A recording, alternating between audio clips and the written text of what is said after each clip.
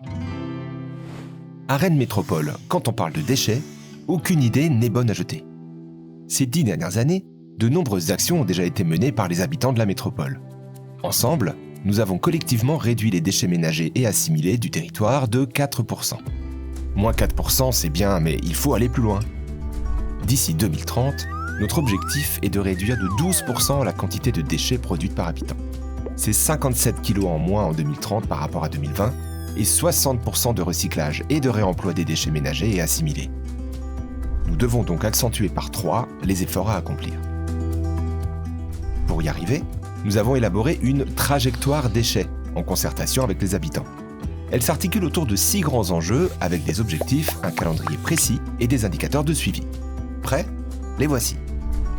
Enjeu numéro 1, accompagner les usagers dans leur changement de pratique. C'est quoi accompagner les usagers ? Eh bien, c'est communiquer en proximité, s'appuyer sur les sciences comportementales et donner de l'information aux habitants sur leur production de déchets. Deuxième enjeu, acheter et consommer responsable. Ok, mais comment ? En réduisant toutes les formes de gaspillage et de surconsommation. Troisième enjeu, prolonger la durée de vie des objets et des matériaux. Ah ça, on sait ce qu'il faut faire, ne pas jeter des objets qui pourraient encore servir. Encore faut-il le faire. Quatrième enjeu, gérer les végétaux et déchets alimentaires en proximité. Les fameux biodéchets, les déchets de cuisine et du jardin. Mieux les gérer, c'est proposer à tous, dès 2024, une solution pour les déchets alimentaires par le compostage ou la collecte, et valoriser ces végétaux dans son jardin.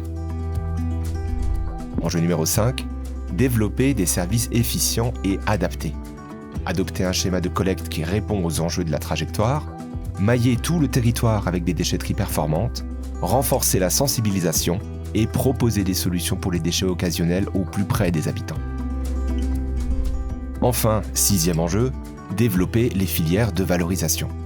C'est privilégier l'envoi d'un maximum de déchets vers les filières de réemploi, de recyclage et de valorisation.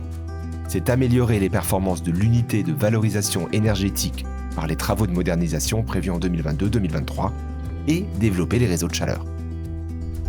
Vous voyez, pour suivre notre trajectoire déchets, il va falloir associer tout le monde, les habitants, les artisans et commerçants, les entreprises, les communes de notre métropole, et pouvoir compter sur un socle d'action transversale pour la mettre en œuvre.